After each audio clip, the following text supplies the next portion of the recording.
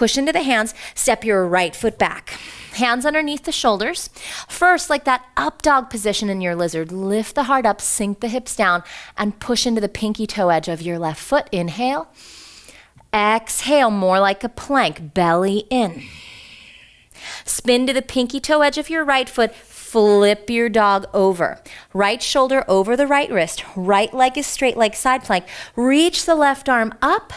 Lift the heart up and over the right shoulder blade, and then flip that left palm up and over the ear. Inhale.